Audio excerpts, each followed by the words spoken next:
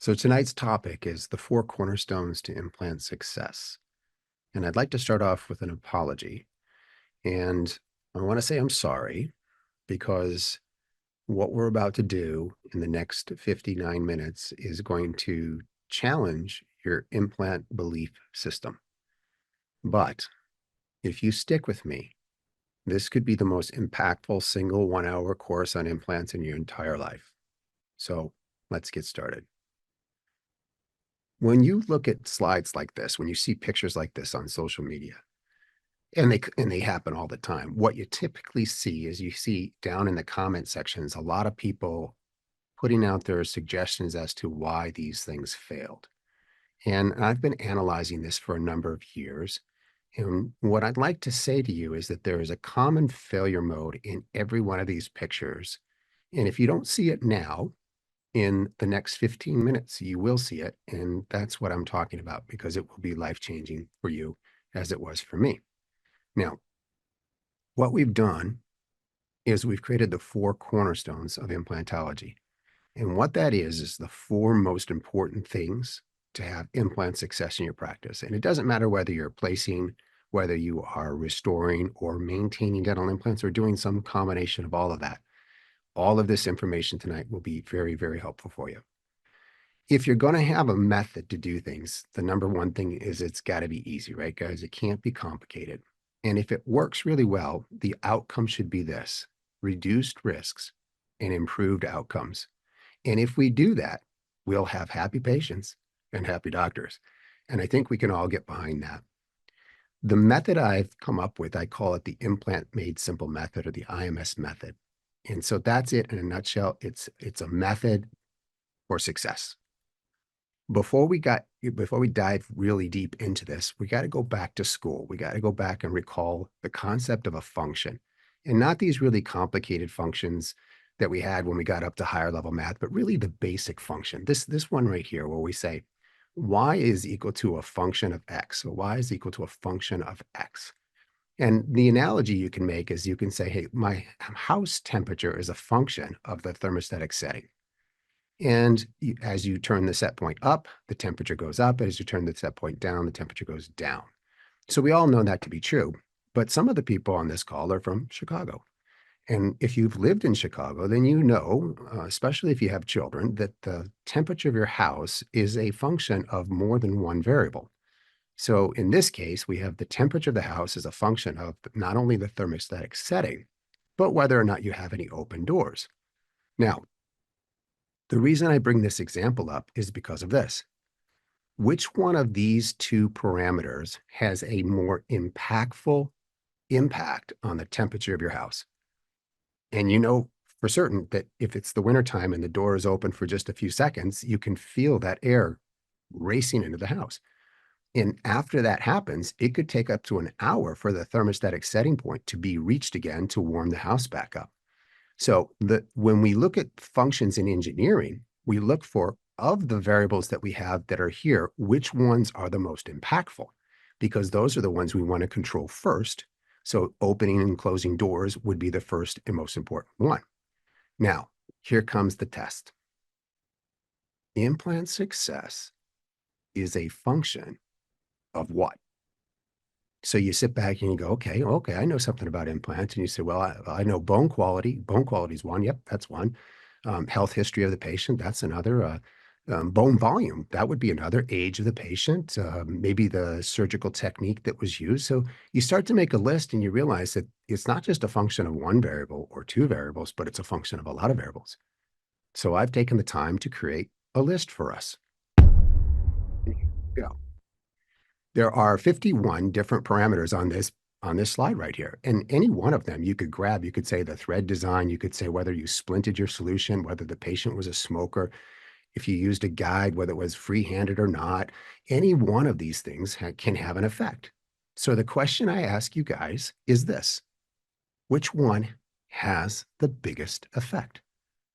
And we should all know this, because if we've been to any course on implants, it should start off with the following question: what is the single most important thing for implant success? Well, in order to get to the bottom of this, we're going to have to call on the dental genie. And we're going to have to ask for a wish. And that wish looks something like this. If you could control for one implant success variable, what would it be? So out of that list we just had up there and all of the things you've heard in your career, which one thing that if you had the wish to control that one thing, what do you think that one thing would be? And I think the answer is this: location. Now, in real estate, they say location, location, location, right? And I'm going to tell you in implants, it's the same thing. The single most important thing you can do is get your implant in the right location.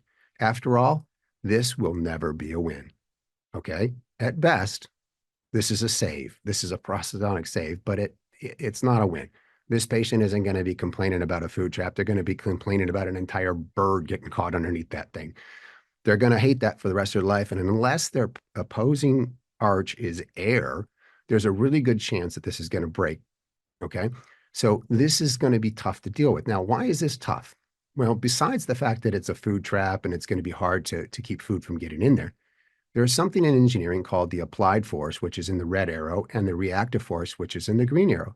And when you look at that, they're a distance apart.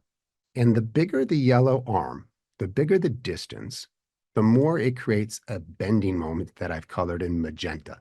So the bending moment means it wants to bend the implant in this location, okay? Now, you may know that to be something called a cantilever.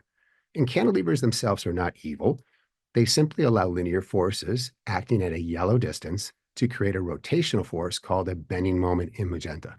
So if we go to the Stanley wrench and we look at this, if we apply a force with our hand out here on the end of the wrench, and the distance is this yellow arm, it creates a large bending moment. Okay, it rotates this bolt.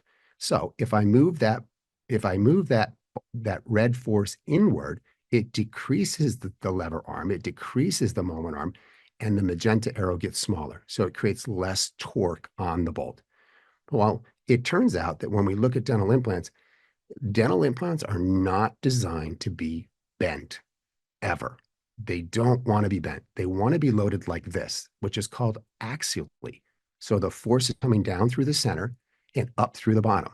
And when we do this, when we load an implant this way, it loves it. It will last forever like this, okay? It will never have a mechanical complication, okay? So if you think about implants, they're not all that different than humans. If you were to load a human down the long axis of their spine, they're incredibly strong. That's why this yoke it's here on the far left picture, it would have two milk jugs and they would be full of milk and they would be equally balanced so that the red arrows would be equal and summed up to the combined force of the green arrow. And if we do that, you can carry a lot of force. Now, same thing with the pot on the center of the head, you can carry a lot of force, and same thing is for an implant. If an implant is loaded directly on top of itself, it can last a very, very long time. This is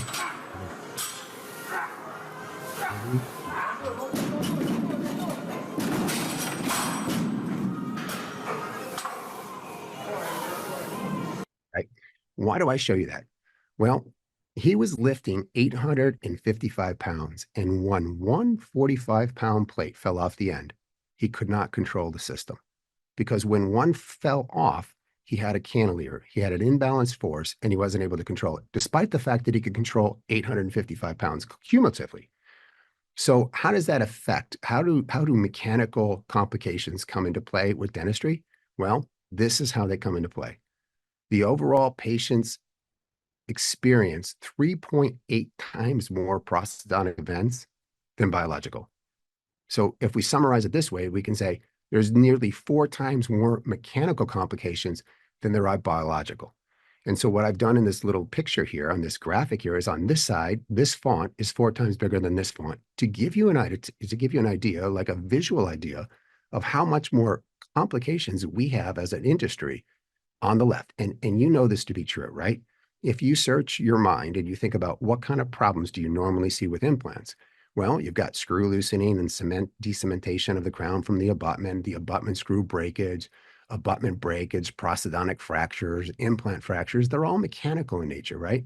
Over on the other side, you have these biological complications, which they can happen. So you can have failure to integrate and such like that, right? But we have 4 times more of these. So driving these down would be really, really helpful. But this is typically where we talk. This is in our industry, we like to talk about the biology. So we go to 2-day conferences, and the topic of the conference is peri-implantitis. And we're going to talk for 2 days straight how to manage the problem when it could quite possibly be that we can avoid the problem. Well, what do I mean by that? Well, what about the biological complications? So there are some, but what am I saying here with the mechanical related to the biological? Well, Zucchelli published a book in 2022 on doing recovery surgeries around dental implants. And if you want to get a book that's really good on how to save the day, this is the book to buy. Okay, it's a really well written book. And what it's done, what Zucchelli did is he created case stories. So each chapter is pretty much a case, and he takes you through the whole thing and how he fixed it. And he basically starts off with something that looks like this, and goes to that. Okay, and he does this without replacing the implant. He does this without a bone graft. He does this with just an abutment and a crown and some soft tissue work. So it's really important. But here's what's really amazing.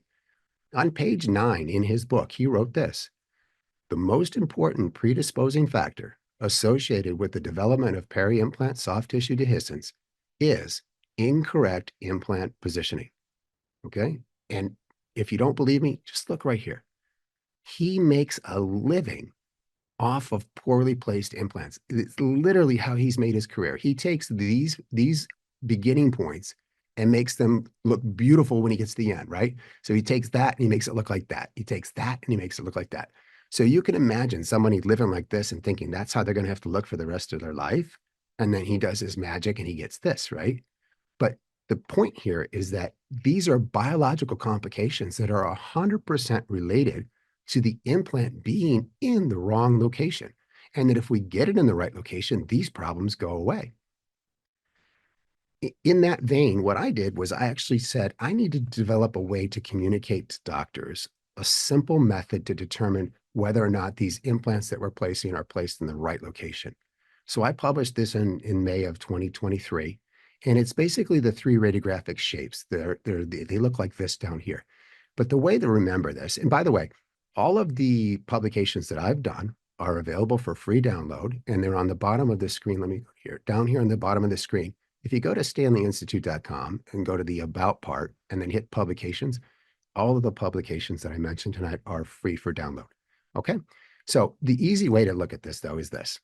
There's just 3 shapes. There's a Snoopy, there's a heart, and there's an ET. So let's start with the Snoopy. The Snoopy is our first shape that we want to look at. And where does that come from? Well, for years, I was looking at 2-dimensional radiographs, and I couldn't help but see this, right? Every time I looked at the mouth, I said, oh, there's a Snoopy, right? And the problem with the Snoopy is that it's got a cantilever. The nose of the dog is the cantilever. And so what that means is that on this mesiomarginal ridge here, you have a bending moment. And we already said, all of our implant components, the screw, the abutment, the cement line, the prostheses, the implant, they don't like to be bent. They don't like to be bent, okay? So when you have this, you have... Okay, so now you're cursed. You're never going to be able to look in the mouth again and not see a Snoopy when you see one of these. And this is a very easy way for you to communicate not only to your team members, but also to your dental laboratories. Hey, I got a Snoopy here, and this is causing complications for me. So what kind of complications do Snoopies present with? And the number one thing is cyclic fatigue. The second thing is implant to tooth distance, but we don't have too much time tonight, so we can't dive into that. So let's just talk about initially about cyclic fatigue. Now, this is something you learn in engineering school, and that is 90% of all mechanical failures are related to fatigue failure, okay? That is cyclic fatigue. So when a piece of metal is bent over and over again, it eventually breaks. So just think of a coat hanger. If you were trying, if any of you are old enough to remember, we used to bend coat hangers back and forth to break them in half so we could bend them to get into our cars. Okay, so you can't do that anymore now, but that's how we used to do it. And that was using this principle of fatigue cycling. So we don't want to do that, but the problem is Snoopies do that. So Snoopies are bending your components. And when they bend them, all these bad things happen. All of these bad mechanical things over here on the left happen, right? But when you have mechanical complications, they can lead to biological complications. After all, if you fracture your implant and you have to retrieve it, That's a biological complication because you have to get it out of the bone. Okay, so that's a problem we don't want to have. And then adjacent tooth caries, which is the implant tooth distance. In a summary, very quickly, if the nose of the dog, if the nose of the Snoopy is larger, the larger it gets, the likelihood of having a carious lesion on the adjacent tooth on the nose side goes up dramatically. It goes up exponentially. It's not linear, okay? Not to mention the fact that it's a food trap. People say that sometimes it's hard to clean. It's not hard to clean. It's really easy to clean because you could drive a Mack truck through there. But what it does is it creates a food trap, and then you have to clean it, which we know that we have problems in our industry with people being diligent about cleaning these prostheses. So Snoopys come in different shapes and sizes. You can have over here on the left, you can have strong young Snoopies, you can have old bearded Snoopies, you can have hot dog Snoopies, and you can have snooty Snoopies. Okay, so they come in different shapes and sizes. Now watch this, guys. It's only been a few minutes, and look at this already. Every one of these things shares one thing in common, doesn't it? Every one of them is a Snoopy. They're all cantilevers. This is a cantilever. That's a cantilever. That's a cantilever. This is a cantilever. These are cantilevers. They're all Snoopies. Isn't that amazing? So everybody's on the internet wondering why this implant broke and why this prosthesis fell out and why this implant broke. And I sit back and I go, every single time I see the very first and very most important thing that we should all understand is that if you don't get the implant on the right location, bad things can happen. All right. If you're still with me, you're thinking now, okay, I might be sold on this location idea, but where in the world do we put it? Where is the right location? And I'll tell you, I went to conferences for darn near over a decade, and people would never talk about where to place the implant. And it was very frustrating for me, because it should be very, very obvious to all of us, right? So where do we place the implant? And what we want to do is we want to do what we call today a prosthodontic planning protocol. We don't want to do an anatomical one. That's what we used to do. Anatomical protocol means open up the ridge, take a look at the bone, place the implant in the bone, and then figure out how you're going to build the prostheses later. The opposite of that is this. Implant design has been said to be a prosthodontic discipline with a surgical component. So what we want to do is we want to start with the crown that we want to give the patient. So we want an idealized crown. And then what we want to do is back into where the implant needs to go in order to give them that crown. And at that point, when we look at that plan, if there's enough bone, we proceed. And if there's not, that's the determining factor for whether or not we need to graft. Okay. And so we've got the Implants Made Simple method, which includes 21 guidelines. And clearly we don't have enough time tonight to go through them, but I will take you on a journey for a few of them. The first one is the heart. And so what's the heart? Well, the heart is the opposite of the Snoopy. The heart, when you see a heart-shaped prosthesis, you have a prosthesis that's most likely in the perfect position. Why? The forces are aligned over the top. So the reactive force on the bottom and the applied force on the top are collinear, meaning that this is going to be very, very strong for a long time. And when you see that heart-shaped prosthesis, you just love it. It's just a beautiful thing. And the advantages of doing a heart-shaped solution are literally the opposite of all the complications that you got from the Snoopy. So it minimizes the implant to tooth distance, which means you have less possible caries on adjacent teeth. It has an ideal emergence profile. It minimizes the cyclic fatigue, and it goes on and on and on. It's a beautiful thing. So your goal is to get a heart. Now, how do you get a heart? Well, in John Coyce's book, he's got two of the guidelines right here. On the left, you've got the 3A rule. So you'd like to put your implant platform, which is the top of the implant, about 3 to 4 millimeters apical to the desired free gingival margin. So if I'm missing tooth number 8, the free gingival margin that I'm looking for is 9. So I'm going to bring the free gingival margin of 9 over, and then I'm going to measure down 3 to 4 millimeters. So we call that the 3A rule. If you don't get the 3A rule right, you get an ET. Okay, so it's pretty straightforward. You get an ET. If you get the implant mesial distal, so the mesial distal rule, centered mesial distally, you're in the center of the tooth. Okay, that's where you want to be. So this other rule over here is called the mesial distal rule. All right. If you don't get this one right, you get an ET. Over here, you get an ET. Okay. Now, people say, I placed the implant at the level of the bone instead of doing a prosthetic-driven protocol. And I have a problem with that because I don't know where the level of bone is. So if you look here, I've drawn the gingival margin in red. And if I remove the tooth, I'm going to place the implant about 3 millimeters below the desired free gingival margin. But the bone is scalloped. It's not flat. And we'll talk a little bit more about that in just a second. So there's where you would like to have your implant. Mesodistal split in half, right in the center of the tooth, about 3 to 4 millimeters apical to the desired free gingival margin. So Zucchelli went on to say this: as a result of implant malposition, it's rarely possible to place a screw retained definitive restoration. What does that mean for us, guys? Well, if you can't do a screw retain restoration, it means you have to do a custom abutment.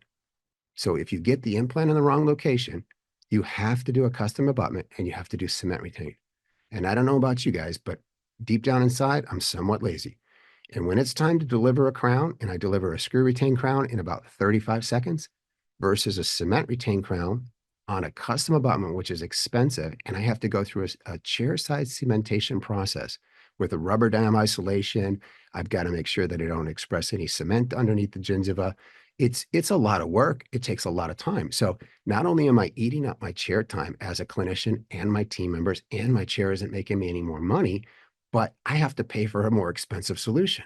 So if you get it in the right location, you're going to make so much more revenue on the downside of this thing that you're going to be very, very profitable, because what you're trading off is you're trading off imprecise position up front for complications downstream that have to be tried to be solved, attempted to be solved by your prosthetic solution. And the last shape we want to talk about is the ET. So the ET looks like this. So I had a crown come back from the lab. It looked like this. And I thought, man, that looks like an ET. And the problem with the ET are basically fracture mechanics and emergence angle. And when we look at the complications associated with an ET, they are darn near identical to the Snoopy. So same kind of mechanical complications can have here. And once again, if you don't get these right, you can cause a lot of these biological complications. In a recent paper, they talked about the depth of your implant. Over here, we've got an implant that's placed 3 to 4 millimeters below the desired free gingival margin. And when we do that, we have an acute angle between the length of an extended length of the implant and the emergence angle. And this is what we want. So over here, green means good. If this angle is small, that's what you want, okay? It's in the best interest of the patient and in the prosthesis from a mechanical perspective. But every time we move the implant coronally 1 millimeter, which is represented by the sequence here, we get closer and closer. The yellow represents the abutment. The abutment gets smaller and smaller and smaller, but you can't change the white part, guys. The white part's the crown. The patient needs a tooth that looks like a tooth. It has to have form factors that look like a tooth. So you really can't change the white, can you? All you can change is the yellow, which is the abutment. So as we get closer, we start to compromise the abutment. In fact, here we have a ridge lap. And we all know what the problem with the ridge lap is it's non-hygienic, right? But as we get closer to that obtuse, we have really big problems. And so what are the problems? Well, in this paper that just came out that's being highly talked about from the podium, it says overhang contours or obtuse emergence angles may lead to associated negative biological consequences. So they're saying this kind of profile on a two-dimensional radiograph could really, really have a lot of biological consequences, okay? In this paper, they said the same thing. So they said maintaining an MEA no wider than 30 to 40 degrees is advisable. That's the mucosal emergence angle, right? So you really want to make sure that you keep this down to reduce peri-implant tissue mucositis, all right? So the literature is filled with clear evidence that we don't want to have an ET. It also affects the crown height space. And this is where it gets interesting from a mechanical perspective, because if you have an implant that looks like this, and now this is a tissue level implant, so it's designed, the implant is designed to come up. But what happens with tissue level implants is it all but guarantees that you're going to have an ET, because the platform's here. You have no room to control the emergence profile to develop that beautiful heart shape. And what happens? Bam, the crown falls off. Why? Well, when we look at these two solutions right here, what did we say? From this horizontal line right here up, the crown has to look the same for both of these conditions. It has to look like a tooth, because even a patient will know if it doesn't look like a tooth, they're not going to be happy about it, right? What changes is the implant from the A implant moves coronally, the emergence profile. So this emergence profile is collapsed. This one is deep. With the deep one, we get a heart, okay? So This part right here that's hatched is the only part that can change. Everything above it has to stay the same.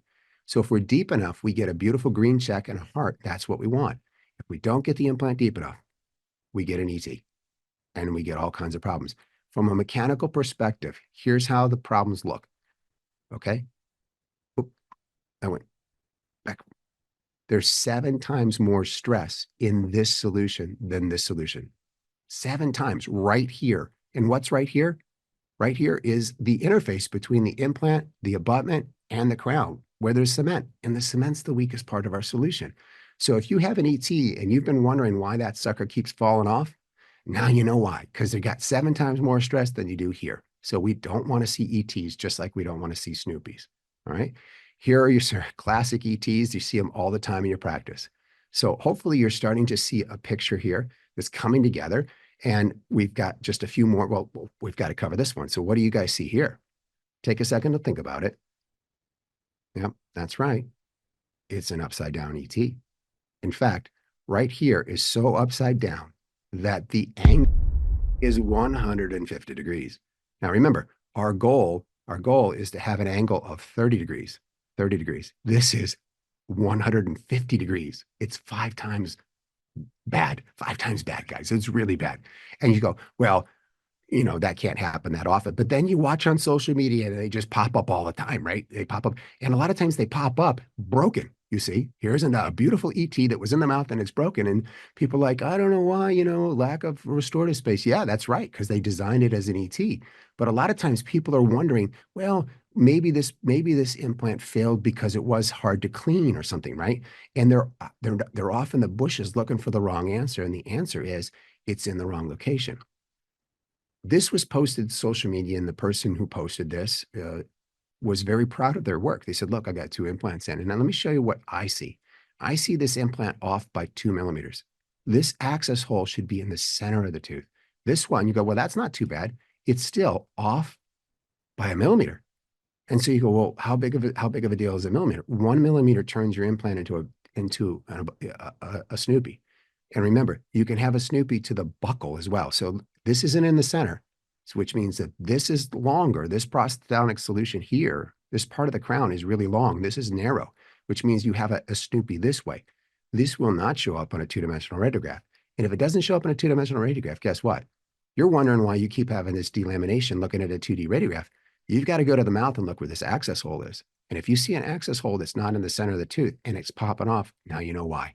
All right. And what should they look like? Well, they should look like this, right in the center, right in the center, right in the central development, or the cingulum rather. Okay.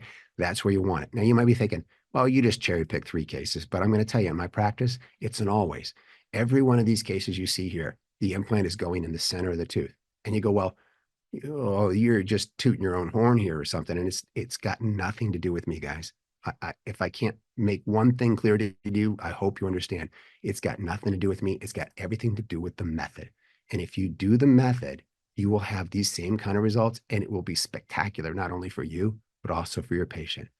So in summary, there's 3 shapes you need to think about. Snoopies are bad. ETs are bad.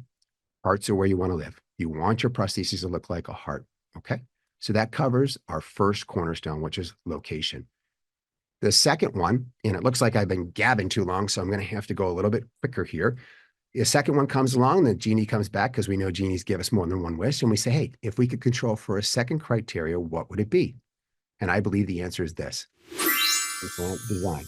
Now, is implant design important? Because pretty much everybody who's an old timer will tell you it doesn't matter. Just grab the cheapest implant and put it in the mouth. You'll be fine. But I'm here to tell you that couldn't be any further from the truth. Let me show you. In a recent publication from JADA, they said this. They looked at the top 20 adverse events that occurred in a dental office. 53% of the events are related to implants. But to make this even more impactful, let me show you what the second most popular thing was. 5% denture adhesive. So we went from 53% problems related to implants to 5% hair adhesive. So if you don't want complications in your practice, just don't do implants. That's what this is telling you, right? But we see it all the time. Look, this is a broken implant. It's the wrong size and it's a weak design. It's a wrong size and it's a weak design. It's a bad day, right? Nobody wants it. This one broke during insertion. So the doctor was placing this aggressive threads with a very poor design. If you don't know why it's a poor design, you see how you can see through the metal? This metal is so paper thin that you can shoot a radiograph through it. And it cracked right there. And there's a nice picture of it in the mouth, right? So this is a bad day, right? We don't want these kinds of problems. We want to avoid them. This was a catastrophic failure that I can't get into it because at the time, but this broke during placement and he couldn't get it out because this was flexible after he broke it. So the driver stopped engaging. So he decided to trephine this out. He put a trephine in here. Trephine is the nuclear solution to retrieving an implant. It's literally the nuclear solution. Trephined out a giant core of bone here, grafted it and said, I'm sorry, Mrs. Smith, you're just going to have to heal. It was a really bad day. We want to avoid those kinds of things because they create stress. And we know dentistry can be already stressful enough. So there's two main things when we talk about implant design, the biomechanics and the biology. In the biomechanics, we're going to start with, because clearly that's my wheelhouse, and we're going to start with implant design. And when you go to buy an implant, you need to look at these 8 main considerations right here, these 8 main things. You need to understand a little bit about them. And tonight we're just going to cover the material one because implants aren't made from the same material. We talked about cyclofatigue and we said, how do you break an endophile? You bend it. So here is an endophile going into a jig and they're going to rotate it. And as they're rotating it, it's actually effectively bending this until it breaks. And then when it snaps, they measure how long it took to break and how many cycles it was. And then they can figure out how strong this material is. Well, how do you break a coat hanger? Well, we said earlier, you cycle it back and forth. How do you break a dental implant? Right here. This is an ISO standard test. There's your implant. This is going up and down in a sinusoidal fashion, and they're going to bend this until it breaks. Every implant manufacturer goes through this test, and they have to report their data. And they have different results. In fact, here are the results. So down here is the number of times we bend something. Here's how much force we apply. So if we look at this and we say, okay, simply applying the 35-pound force, this blue company broke before it got to 400,000 cycles. This red one and this light blue one, they broke right here at 600,000 cycles, okay? That's less than a year of normal wear and tear in teeth. This orange company hasn't broken yet because it hasn't gone below the green dotted line at 5 million, okay? So unless you're getting ready to retire this year, you might want to consider picking an implant made out of a material that's going to last a while. Otherwise, you're going to have fatigue failures in your practice, and it's going to be a big problem because they're going to break. So how can we prevent that from happening? Well, an easy way to do that is to simply look at the strength of the different materials. The vast preponderance of implants are made out of type 4, grade 4 titanium right here. And it is 36% weaker than this titanium alloy. This is the medical grade 23 titanium, medical grade 23, just like what's used in your hips and joints and knees, right? All the orthopedics use this, but only a few implant companies use this, and this is changing. So people are moving off of this and they're moving to this now. Why? Because one reason, because I keep touting the horn, telling them it's 36% weaker. You can't afford it. Think about this. Let's say you inadvertently placed the implant in the wrong position and you created this massive Snoopy with this big arm. If just by chance this implant was 36% stronger, it might never have a problem. But if you chose a weaker implant because you heard implant design doesn't matter, this is more likely to break. So you've got two complications. You got the implant in the wrong location and you chose a weak implant. That's a catastrophe for problems. Don't believe me? Here's an implant that's made out of grade 4 titanium. Super weak, and it's got a design flaw right here where these micro grooves meet the major threads, and it breaks all the time. You see it all the time in the industry. That's what it looks like in the mouth. This did not deintegrate. That is bone, okay? That's bone on the implant. It didn't deintegrate. It fractured right here. It broke right there, and here's the other end. Here it is right there. It's broken, and this is from cyclofatigue. So if you don't think implant design matters, you got another thing coming. You're going to have a lot of problems.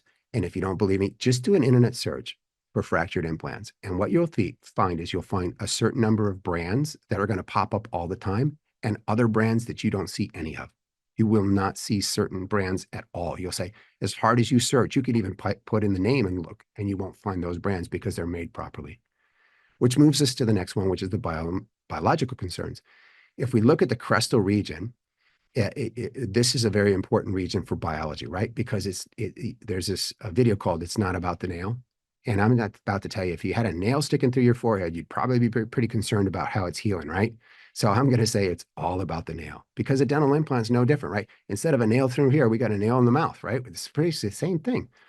So what's going on here is we got soft tissue that's designed to protect the bone. The bone is designed to support the soft tissue, and they work in harmony. They work in synergistic effects together, right? Together they work. If you go to the literature, it says this: the teeth are the only structures anywhere in the mouth that perforate epithelium anywhere in the body, creating a unique sealing junction. I've gone so far as to say this: all crestal bone loss and wound healing, all of it, is associated with the gingival complex to implant seal. The better your seal, the better the longevity of your implant. So what can we do to the implant design to help the seal? Well, there's laser lock. If you look to the literature, most people will say on a normal tooth, you have fibers that run functionally oriented perpendicular to the cementum of the tooth, right? Over here, you have parallel fibers, and on an implant, most implants don't have the ability to create perpendicular fibers. Perpendicular fibers create a tighter seal around the neck of the implant, right? So without those, you got a problem. So what's laser lock? Well, it's not microgrooves. Microgrooves, it would be like grooves you could see that would be a little bit smaller than this. These are really, really small. So if you zoom in, what you can see is there's a channel, and these channels are created with a laser. So how does it work? These channels have been specifically designed by Harvard scientists to trap fibroblasts and osteoblasts, the cells that make fiber and bone, inside these grooves, like little ditches that the cells can't get across, right? And the result is this: here you have functionally oriented fibers on Sharpie fibers, and over here you have functionally oriented fibers on laser lock. And what it results in is this: on this axis here, you have mean crestal bone loss over time. This is the time axis. So this is 1 year, 2 year, 3 year. And as you can see, the green line here is the laser lock. So these are implants with laser lock. This was 150 implants with laser lock. And the only thing that differed in this experiment is on these, they didn't have laser lock. Exact same thread design, exact same metal, exact same criteria. And the difference is astounding. With laser lock, their crestal wound healing was about a half a millimeter, about 500 microns. Without it, it's nearly 1.2, nearly twice as much. So this is a really, really good study to look at that. Now, if we look at this, what we want to see here is that on this study, which was a good study, they looked at 3 years after implant placement, and the papilla had just finally regained its original shape. So what I want you to do is I want you to understand, when we do these implant cases, most of the healing occurs in the first 6 months, but there's a significant amount of healing and maturation that occurs over the first 3 years after implant placement, okay? So in summary, the benefits of laser lock are connective tissue attachment, epithelial migration, and dual affinity. But I'm going to tell you, I like the dual affinity better than anything. And dual affinity is fibroblasts attached to laser lock and cementoblasts, or osteoblasts rather, connect to laser lock equally as well. So here's a histological picture. This is fiber connecting to the laser lock. This is bone growing on the laser lock. So bone is not level. So if you say to somebody, where do you place the implant? And they go bone, it doesn't make any sense. Let me show you again. And we talked about it earlier, but if I'm going to just draw this out, okay, I'm going to remove the teeth. I'm going to trace out the line between the canines. Show me the level bone. Well, there is no level bone, guys. There's no level. You can say the mid-crestal level of bone, but you could have a Miller defect here. And then you say, well, my Miller defect is down here. It's 3 millimeters below where it should be. Where are you going to place the implant now? You're going to place it 6 millimeters down? I mean, it doesn't make any sense. You can't have an anatomical approach and expect to be a winner. If you look at this, it's a saddle point. So in the Pringles, looks like a saddle, right? It looks like a saddle point. In math, we call it a saddle point. This is the mathematical equation for it. So here's what it looks like in the mouth. And you know this to be true. You guys are dentists. You know from mesiodistal, it curves like this. You know from buccolingual, it curves like this. This is a saddle point. And what that means is there's no level bone. If you look here, the implant placed in this illustration is placed subcrestal. So if somebody said, where did you place this? I said, I put it below the bone. What about here? Well, here, it's supracrestal there. Well, you're above the bone. What about there? You're equicrestal. So in one case, I've got this implant in 3 different locations. I need an implant that can handle this. I need an implant that has a design on the crest of the implant that can handle all 3 conditions. And the only one that I know of is the one that carries laser lock. Okay. When you see this, if you saw this picture come into your office and you said, Mr. Smith, you're missing a tooth back there. And you go, how long has it been like that? He goes, I lost it like 25 years ago. Would you think anything? You wouldn't think twice of this, right? Why? Because that's normal wound healing. That's what normal wound healing, mesiodistal curves like that and buccolingual curves like that. So if you dropped an implant in here and it looked like this, it'd be the same thing. In fact, this is why we have these undulating custom abutments, right? An undulating custom abutment is because the bone is not level. So you can't place the implant at the level of the bone. So you need something on the crest that's going to help you. So that covers our second most important thing, which is implant design. And there's a lot more that goes into that. But clearly, I've got to get you guys back to your families before I get you in trouble. So let's go to the third one. The genie's back and they say, hey, you want to control for a third success criteria. What would it be? And I believe it's this. Go guided. Okay. So I believe the third most important thing is to use a guide. What is a surgical guide? It's, and let's not get religious about this, right? It's really simple. It's a tool.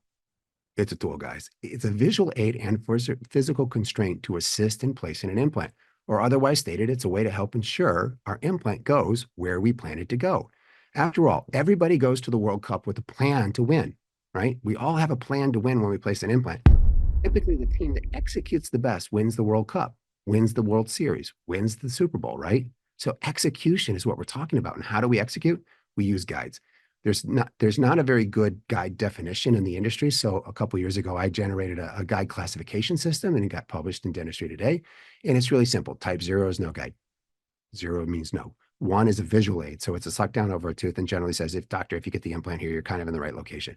A type 2 uses a 2.0 drill for a pilot drill, and then you drill everything else. A type 3, you drill all the drills, but you don't place the implant through the guide. A type 4 is where you want to live. This is where you want to live, okay? Type 4 is fully guided. You drill all the holes and the implant goes through the guide. Now, there's one more component of it, and that is, what does the guide sit on? Because the guide can sit on teeth, and we would call that a dentition-supported case. Wait for the mouse here. Wait, there we go. A dentition, so it's a type D, so it's a 4D. This same guide could sit on mucosa, right? For an edentulous location, so it would still be type 4 fully guided, but it would be on attached gingiva, okay? So that you have to have one of each of these in order to know what you're doing with. So why guided? A more predictable outcome. In my course, we do this foam block experiment. I give everybody a foam block and I say, hey, on this side, you have D1 bone. It's really hard. On this side, you have D4 bone. It's really soft. And I say, I want you to drill a hole right in the center, just right in the center, freehand. And then I give them a guide and I say, now drill it with the guide. And these are the results of colleagues just like yourself. The red dots are the results from guided and the blue dots are the results from freehand. And these squares are a millimeter. So this doctor was 1, 2, 3, 4, almost 5 millimeters off from the center of the block. And you go, oh, no, that can't possibly be. Well, then you see this. That's more than 5 millimeters. This is more than 5 millimeters. Yeah, it happens all the time. Look at this implant. It's coming out the lingual cusp, guys. That's not where you want the implant. The likelihood of this lasting a long time is really, really poor, especially something that's not going to have complications. All of these are complications. And when you put the implant into the tooth, not intentionally, that's a problem. So there's 23 reasons why guided is better than non-guided. And we can sit down and have a cup of coffee and talk this over. I don't have enough time tonight to go through this. In the course, we cover all of this clearly. But the most important thing is just accuracy and position. So what we're talking about here is a tool that helps us do the first and most important thing, which is get our implant in the right location. And by having this tool, we can get it in the right location. So now we're up to the fourth cornerstone. And you say, well, wait a minute, genies only give us 3 wishes, but did you know that dental genies are very benevolent and they've given us a 4th wish. So the 4th wish comes along and it says this: if you could control for the 4th success criteria, what would it be? And the answer is go immediate. So if you're not doing immediates, you really want to consider implementing immediates in your practice. And once you figure out how to do it, if you learn about those in our course, they become the most beautiful thing in the world. Let me explain why. When we do immediates, there's a lot of things in the literature about the survival rates. They do really well. There's a decreased time of treatment, which means you get the patient into their final prostheses sooner. It's improved comfort. But the most important thing here is that it preserves natural hard and soft tissues better than any other thing we can do, okay? Which results in better improved aesthetics and improved profitability. So all of these things are really good for every part of our practice, right? So I like to call it maintain, not regain. Maintain, not regain. I don't want to have to grow bone back after my implant heals. I don't want to have to try to grow back soft tissue through complicated and tasking soft tissue grafting, okay? In terms of your profitability, this is the workflow for an immediate. You place the implant and you put a provisional on it in the aesthetic zone. You let it in a fresh extraction socket. You let it heal for 3 months. You take an impression. You fabricate the impression, which used to take about 2 weeks, but now if you have a mill or or a printer, you can do this in one visit, and then you deliver the final. So you're talking about 3.5 months to get the patient into a final solution, compared to this. Doing a delayed where you take the tooth out and you let it heal, and then you realize that it's collapsed because there was nothing there to hold the volume, and you have to do a ridge augmentation, let that heal. Then you place the implant and let that heal, and then you take an impression and you build a tissue sculptor and you let that heal, and then you have to build another one in order to get the tissues right, and you got to let the tissue mature. You're looking at over 14 months, and you don't make any more money as a practice doing this than you did this. So if you're working in a high volume practice and you're like, well, I don't want to do guided because I'm too busy, I'm flying through this, you are making a huge mistake in your business model. This is where you're living. If you're trying to do aesthetic implantology, this is where you're living, and you're losing money, because each time somebody has to call this patient to bring them in. That means you've got people up front, full-time equivalents up front, making phone calls to make sure they come in. They come in, they make a room dirty. That room's not making you any money because they're in the room, and you don't make any more money on all these extra appointments. You make the same amount of money here as you do here. So this is a horrible business model for you. And it's horrible for the patient too. This is a couple of visits and they got their final tooth. Okay. But moving on from the business side of things, when you look at the facial bone, it also becomes very important, because we know what? We know that the facial bone from the crest of bone to 3 millimeters apical to that is extremely very thin, right? It's less than a millimeter. It's about 0.7 millimeters, right? Very thin. And then we go a little bit deeper, 4 to 9 millimeters rather, and it's about 800 microns. And then we go to the apical part, and it starts to thicken up at the apical part. So about 1.6 or 1.46 millimeters. So if you just look at these failing implants and you just rotate this around and you take a look here, you can just see how thin this buccal plate is, right? And we see this all the time. So the bone plate on most people, and 90% of people, it's thinner than 1 millimeter out here. It's very, very thin. Well, that's very important, right? So let's keep that in mind as we move forward. There are 3 blood supply sources to the facial plate. All right. What are they? Well, there's the endosteomarrow, there's the periodontal ligaments, and then there's labial periosteum. Well, we just said that this is very thin, and because it's thin, it's even illustrated in this illustration. There's no marrow here. So we don't have any marrow. We don't have any marrow here. We have marrow here, spongy bone here, compact bone here. So, okay, we don't have that one.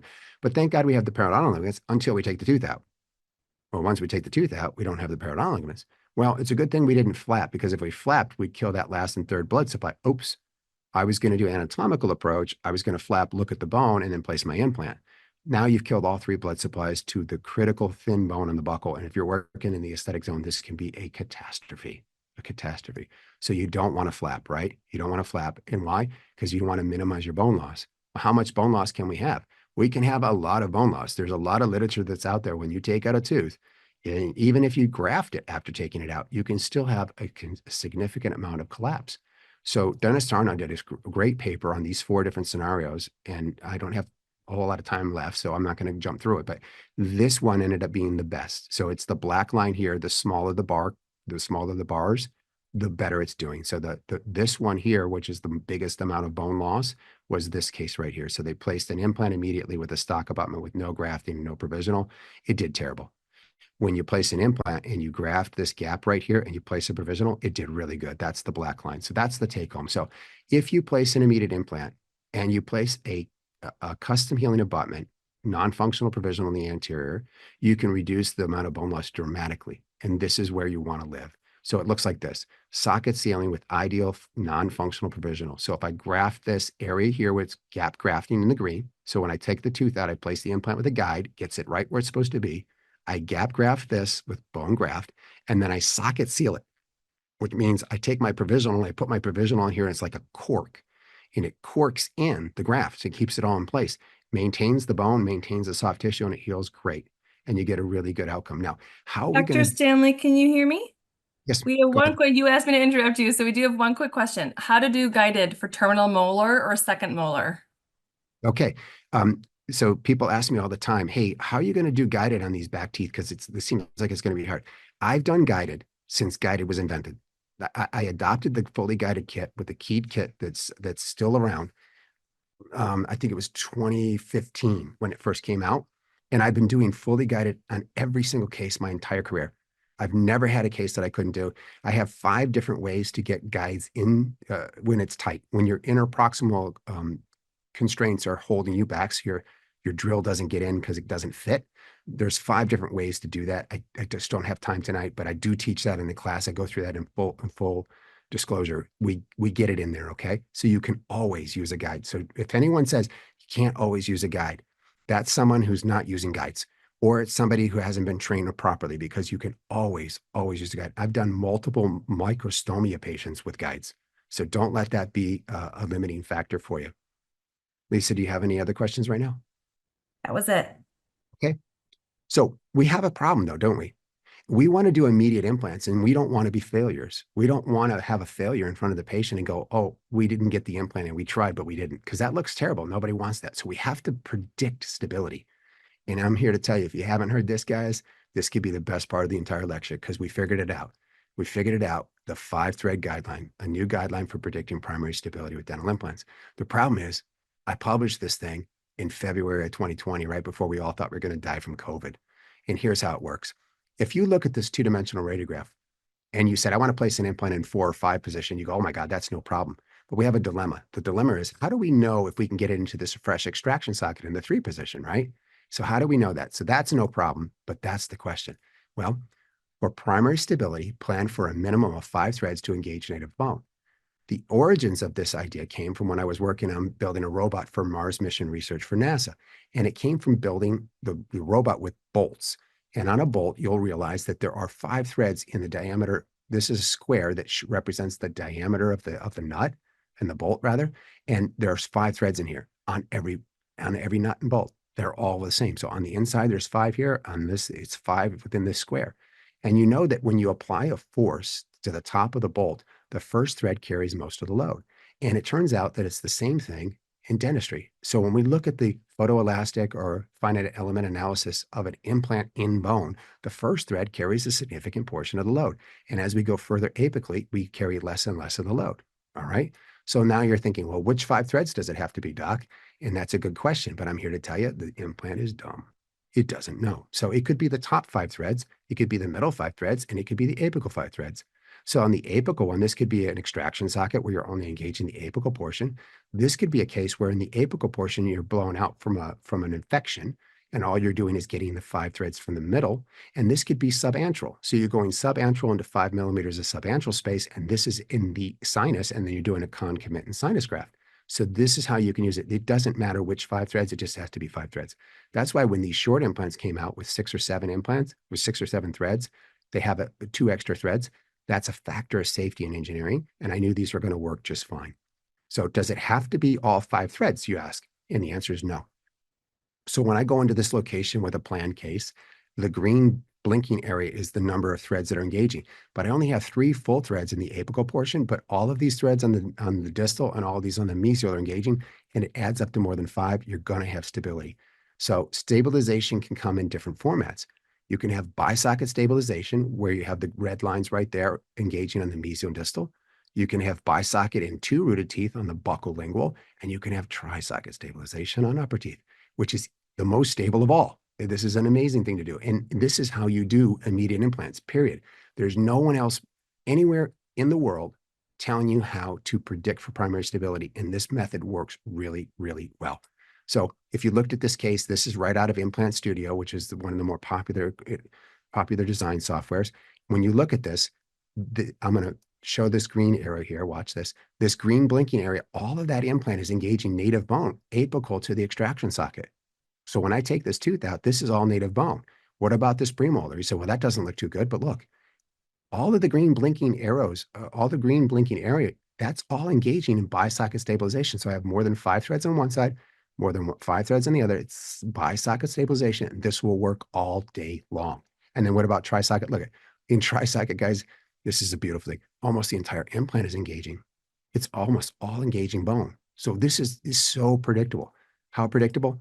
Well, I've just completed the statistical analysis on my second paper, which is coming out real soon. So I'm going to give you a little preview. It has a 97% predictive success. So out of 123 cases, 119 of them worked. It is incredibly predictable for primary stability. So, well, What about, you say, what about anterior cases where you did immediate implant placement with a provisional? 96%. We had on this scenario right here, we had 46 out of 48 engaging properly. So, I mean, that's amazing. Imagine doing 48 anterior cases, immediate implants, and only having 2 failed. And by the way, the 2 that failed, they're both on men, and one of them chewed, admittedly chewed on his front teeth, and the other one smoked. Okay, so we have a real good reason for why those 2 failed.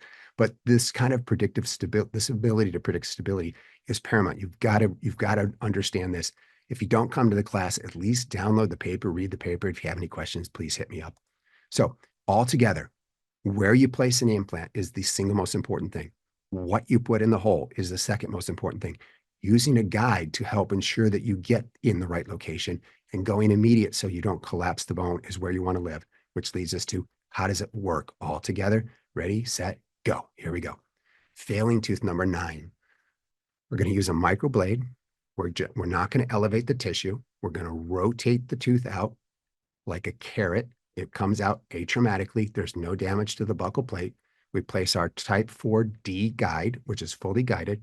We step through the drill protocol, fast drills, no worry about thermal necrosis. We place the implant, and when the implant gets to the point where that little piece of plastic touches the top of the guide, you're down. That controls for depth.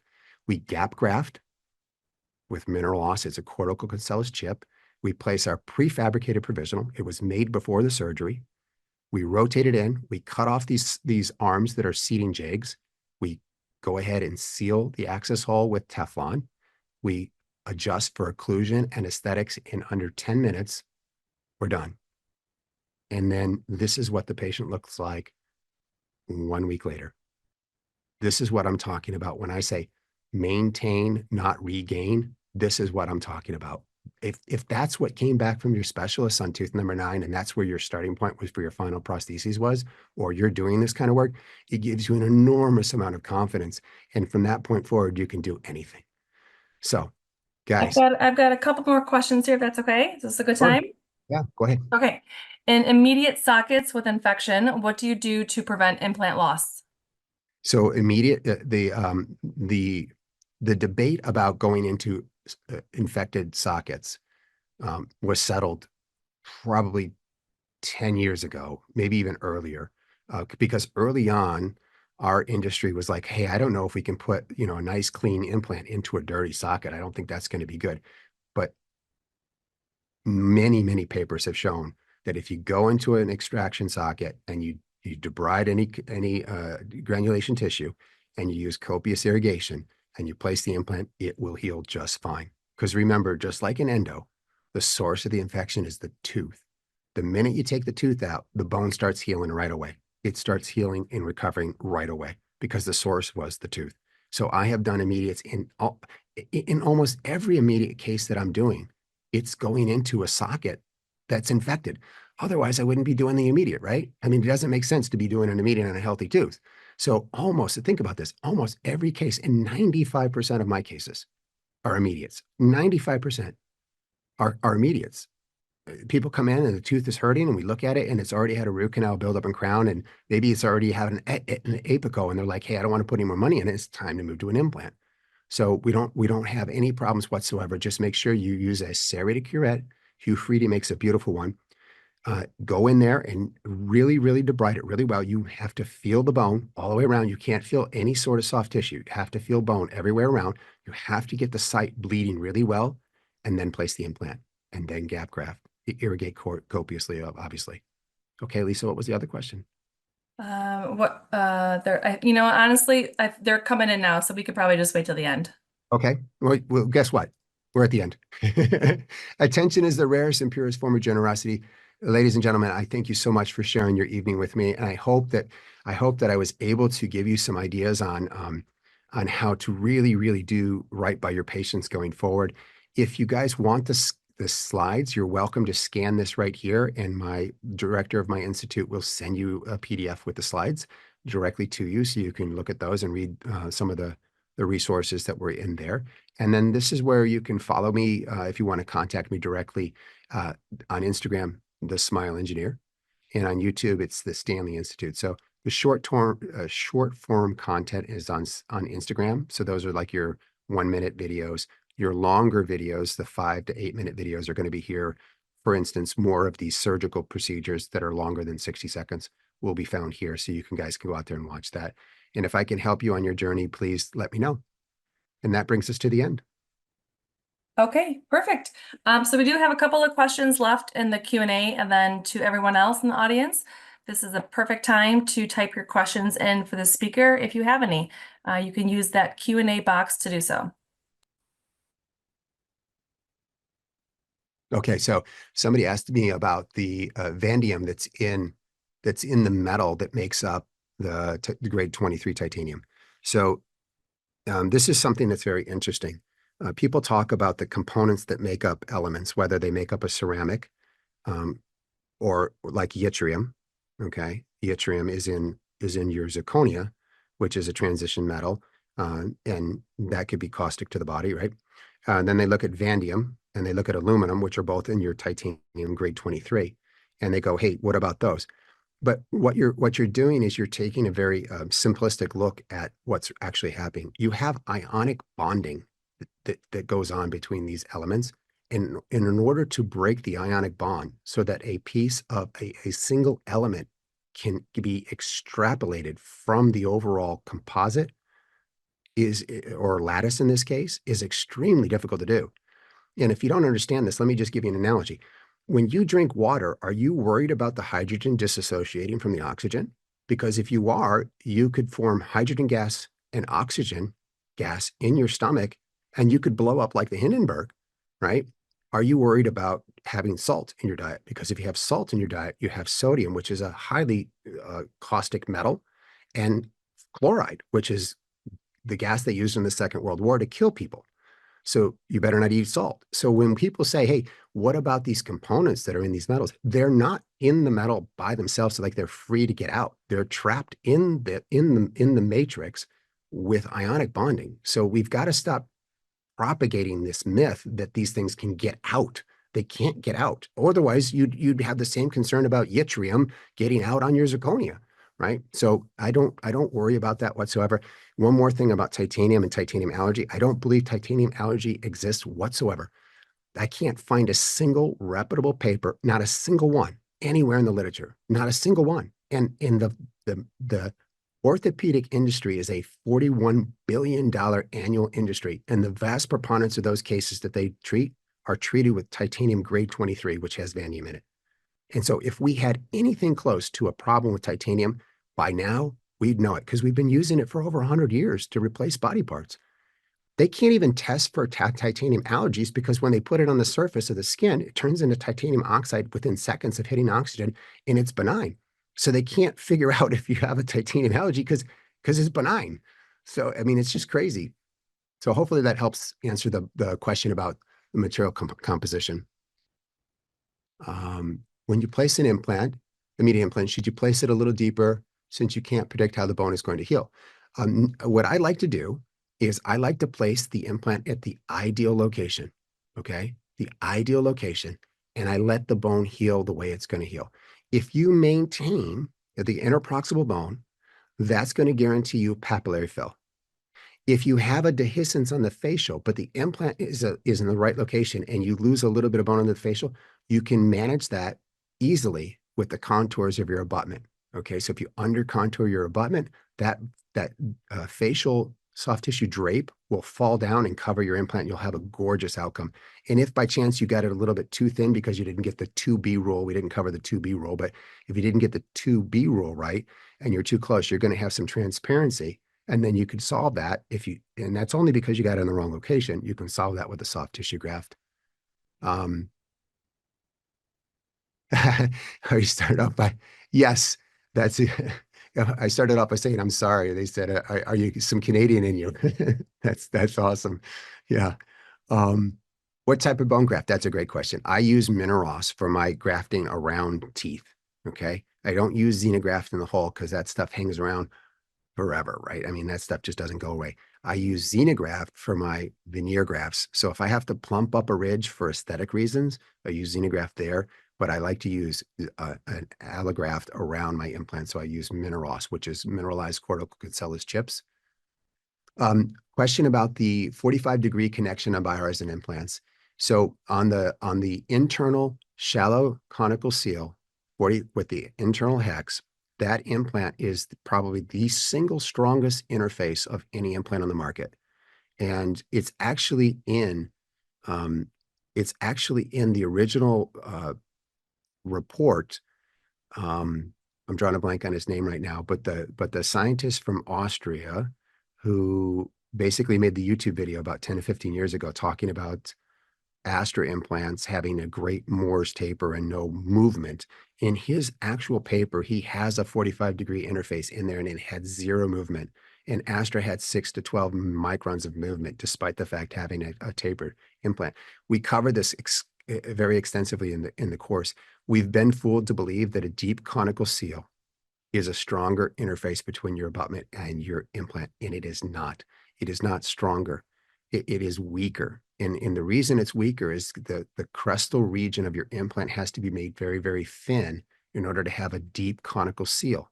And so when you make that metal really thin and you use a grade 4 titanium, you have a catastrophe. So just go to the internet. If you don't believe me, go to the internet and do a search and say biohorizons failures, and you won't find any. You won't find any. And if you do, I've seen two, both of them had a non-OEM, they basically had the wrong abutments placed on top of them. And that's what caused a small crack in the implant. It was the wrong abutments. The prosthodontics were wrong. But what you will find is you'll find an enormous amount of two major implants systems. You'll just find them just everywhere. So I don't want to throw them under the bus because I'm not that kind of guy, but just do it yourself and you'll see over and over again the same problem. And both of those implants have deep conical seals. It's a weaker interface, period. I can show you, come to the class, I prove it to you. By the way, I've got a money back guarantee. Come to the class, and if you're not fully impressed and fully satisfied with the course, I'll give you all your money back. All right, so let's see. Can you do immediate placement and immediate loading for posterior teeth without worrying about the occlusal forces causing bumps? I don't load my posterior single unit teeth at all. So for full arch, all on X, I load them all the time, right? But I don't have any cantilevers on my long-term provisionals. So that's for full arch. For single implants, I don't do it. And here's why. It's too much risk. It's just too much risk. If you don't get the occlusion just right, if the patient bites down inadvertently on something, it could ruin the whole day. So I just tell the patients, like, it's not in your smile zone and you're just going to have to deal with this for 3 months. And that's how I manage that. What's the perfect place for an implant? I have 21 design criteria. I only covered about 3 of them tonight. So there's a lot more. So if you really like what I'm giving you and you want more of it, you can come to the class, or you can tell Lisa and say, Lisa, I really like this guy. I want him to come back and we can cover more. But there's literally 21 criteria for getting it in the right location.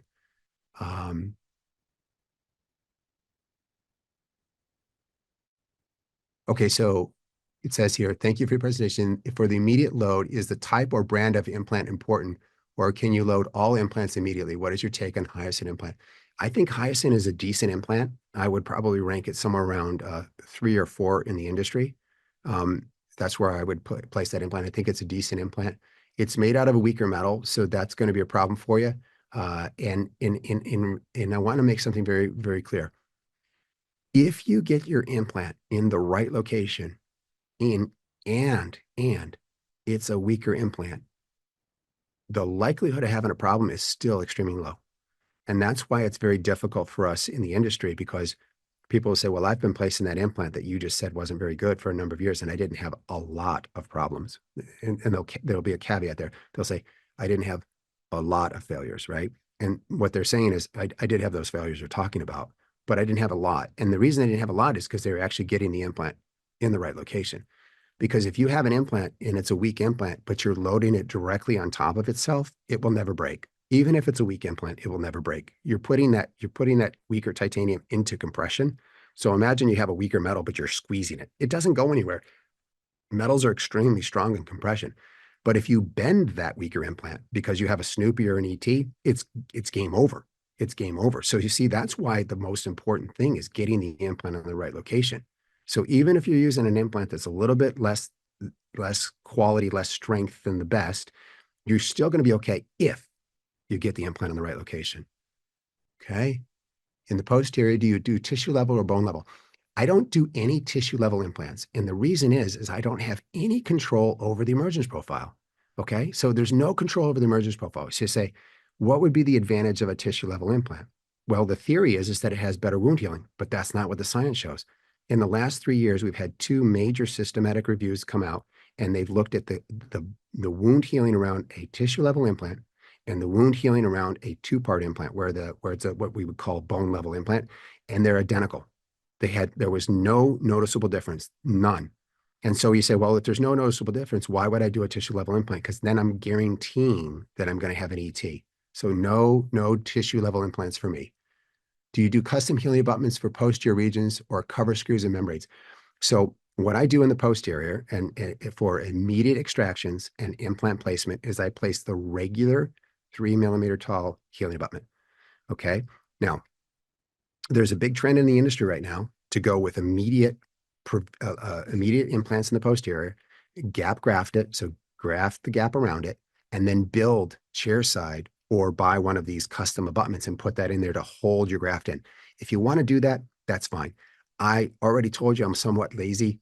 I don't want to spend 20 minutes chair side building a custom abutment for something that doesn't matter. And what do I mean by that? If you get your graft into the hole within 2 minutes of the extraction, so you're very efficient. You have to be very efficient with these cases. The graft material will be in the blood. The blood is going to form a clot within 2 minutes, and it's going to be fiber reinforced in 10 minutes. That's why when we spin our blood for PRF, we spin it for 10 to 12 minutes, because that's how long it naturally takes for the fibrin to occur. So the coagulation cascade that none of us remember, the whole purpose of the coagulation cascade was to create fibrin. So when the fibrin is created, that clot's going nowhere. So if my graft material is inside that clot, it's not going to go anywhere. And if I put a medium-sized abutment on there, what I'm going to do is I'm going to ensure a lot of soft tissue to grow around my implant.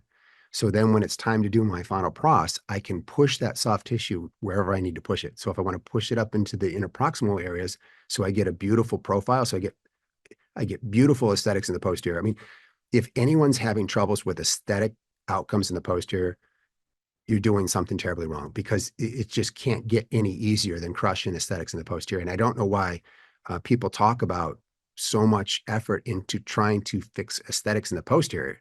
That should not be a problem. If you're doing something catastrophically wrong, if you follow even just what you learned tonight, get it in the right location, start with, and gap graft it, you're going to be fine with that. So I don't do that because I don't see that it's necessary, and I haven't done it in 10 years. I haven't done it.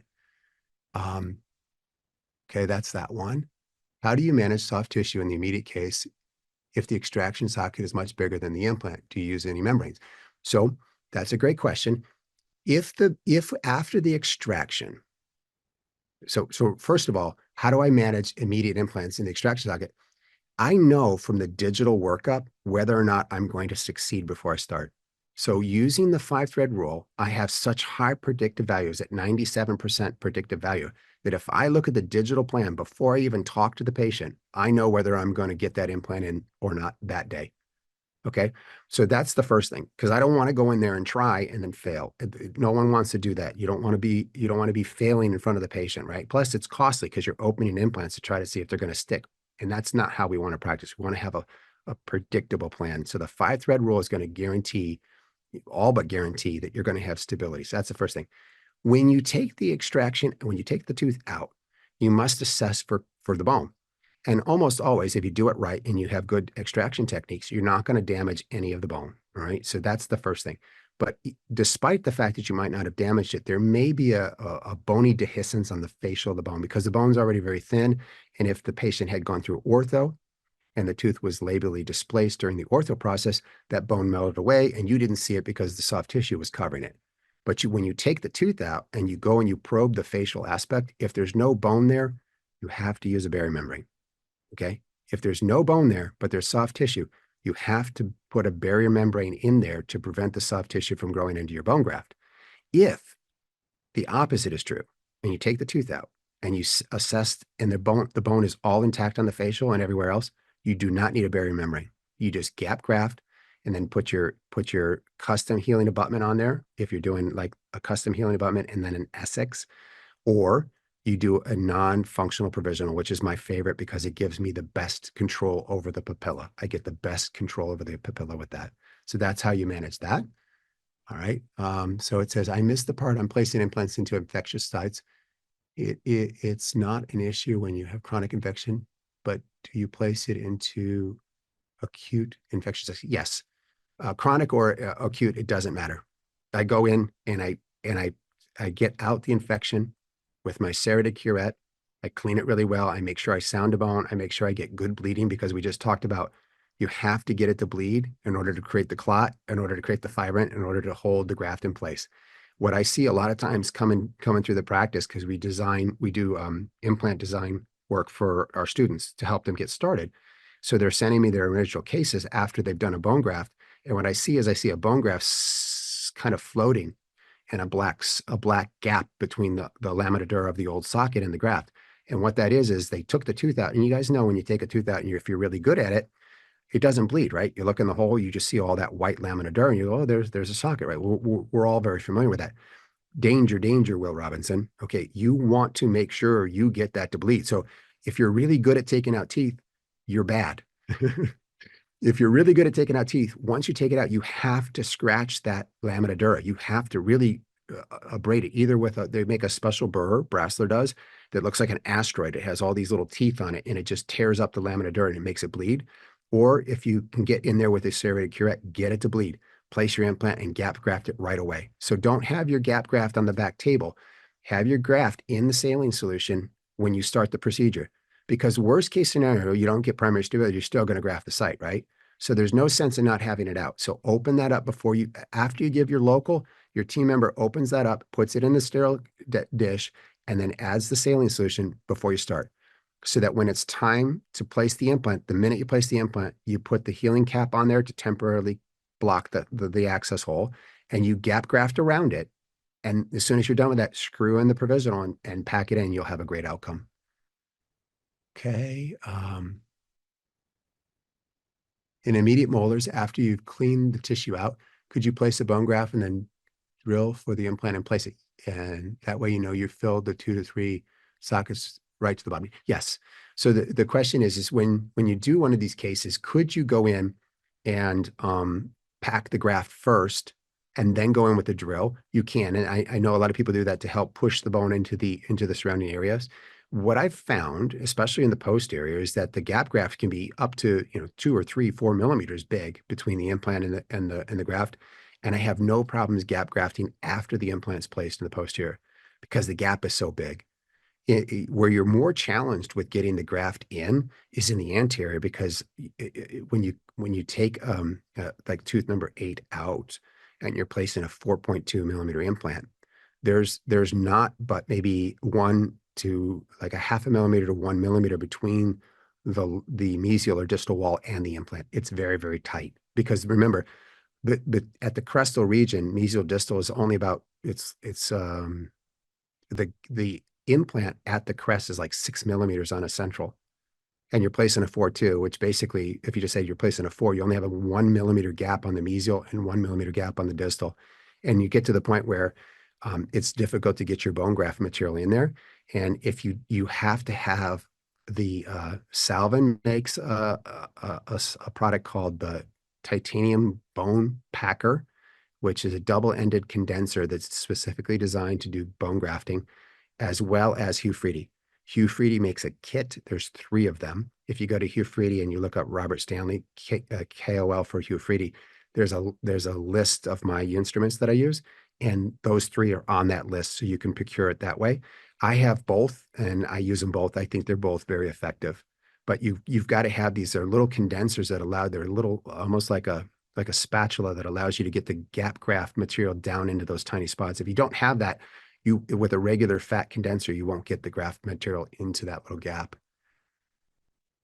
So do you have the lab create the provisional that can be screwed in right away? Yeah, so you can have any dental lab can do it. If you want to know how I do the wings that you saw, which help me get the initial torque on my abutment screw, that's on my website.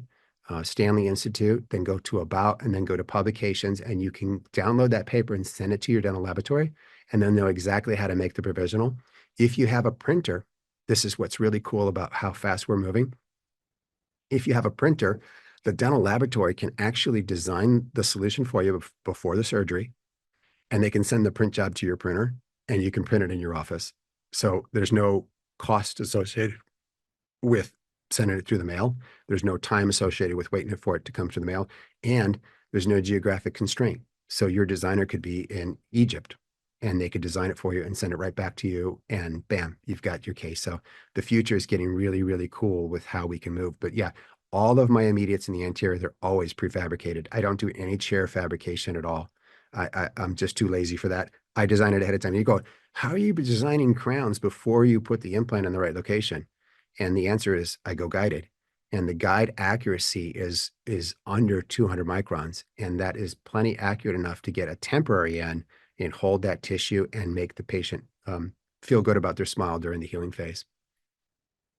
So I have courses that are offered in my institute, and that is in Raleigh, North Carolina. And we're simple 8 minutes away from the international airport.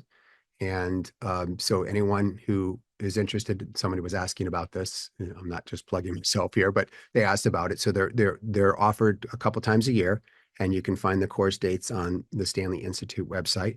And then occasionally I'm contracted by companies to come to different regions. So BioHorizons may set me up to come to, say, for Chicago or something like that. So you'll have to go to the website or give us a call and let us know, hey, if you're coming to this area. Or sometimes people reach out to me and say, I've got a study club and we'd love for you to come to the study club. We do that as well.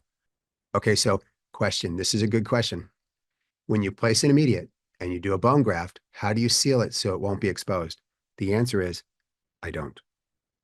I do not seal it.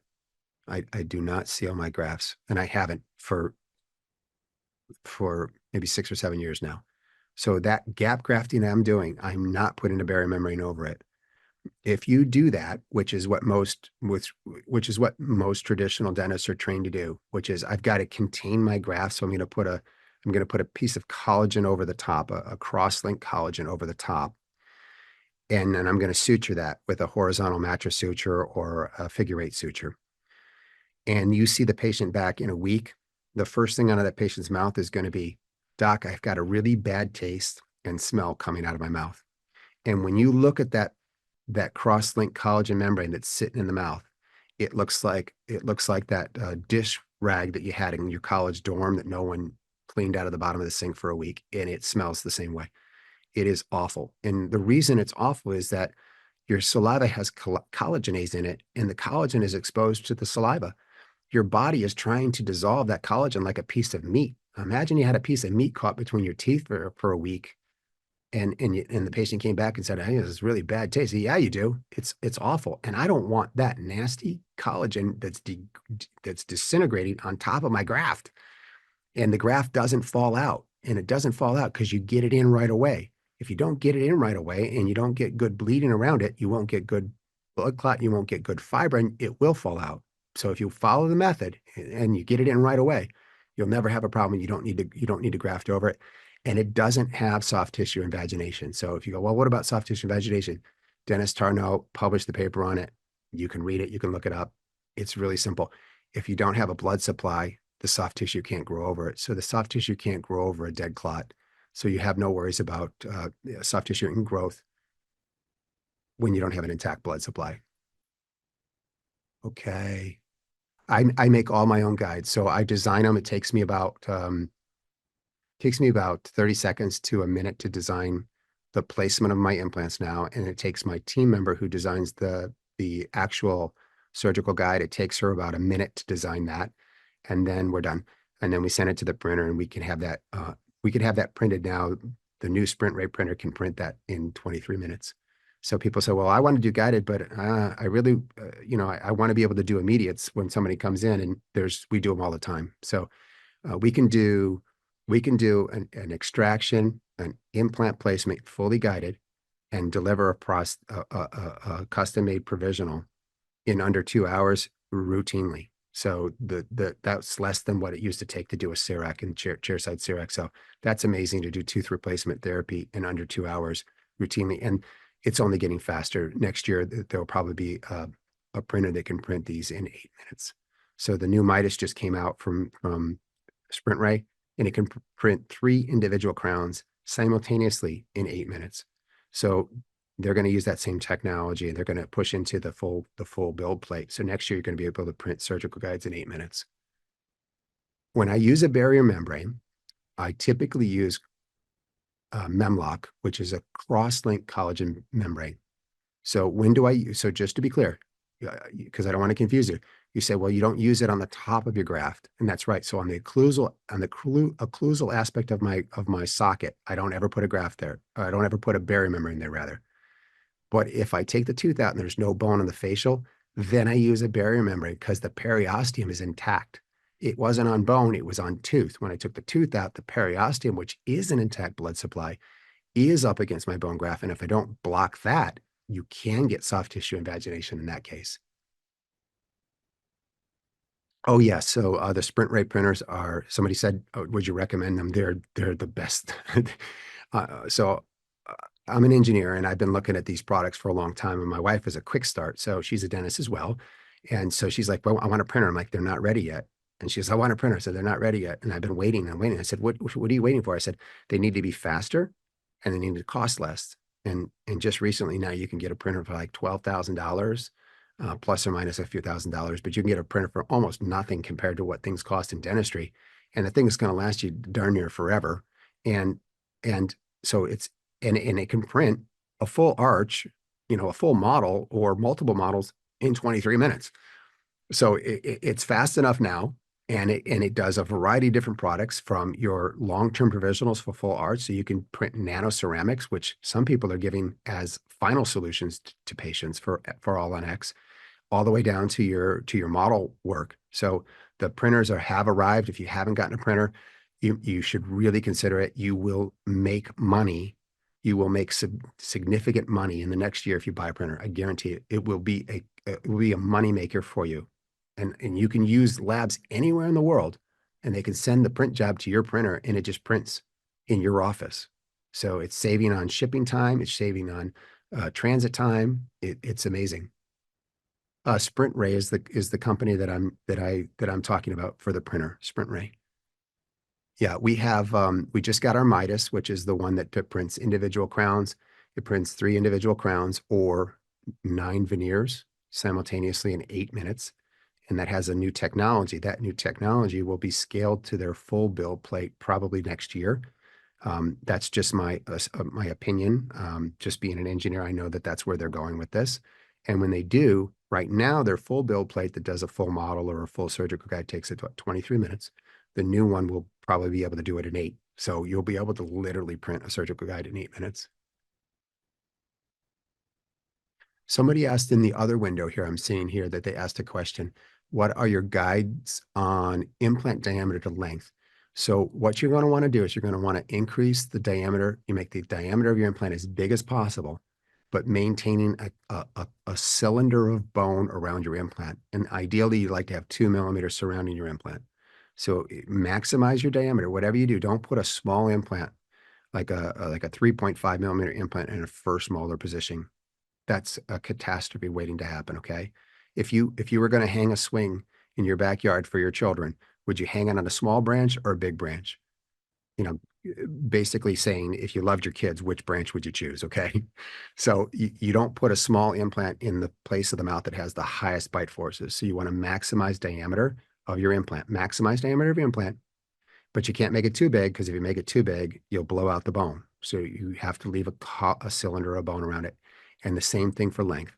So the implant gets as long as it can without hitting vital structures. So you're going to stay away from the nerve. You're going to stay away from the sinus. You're going to stay away from the floor of the nose, those kinds of things. So that's how we size the length and the diameter. If the patient's feeling pain 10 days after implant surgery, what do you recommend? There's a problem. Implants do not hurt. So they just don't hurt. If you have a patient that has pain 10 days after an implant placement, you have to look for the cause of the pain. Now, I've had two cases where we encroached not on the inferior velar nerve, but on ancillary nerves that didn't show up on the scan. So we used guided, so we knew we weren't anywhere near the main nerve. But I had two cases where the patient said, I have constant dull pain. No pause, no purulence, nothing like that. No mobility. Everything was fine. They just had dull pain. The minute I backed those implants out, and I just backed them out, just reverse torque them, they come right out and the pain went away. We waited a few weeks and we placed a shorter implant and everything was fine. So if it's encroaching on a nerve, that's the easiest way to manage it. If it's 10 days and they are having pain, they probably have an infection if it's not the nerve. And so you got to manage that through your normal infection protocol. You're most welcome. Thank you. Truly appreciate you guys showing up late at night like this, unless you're in California. Then I appreciate imposing on your dinner.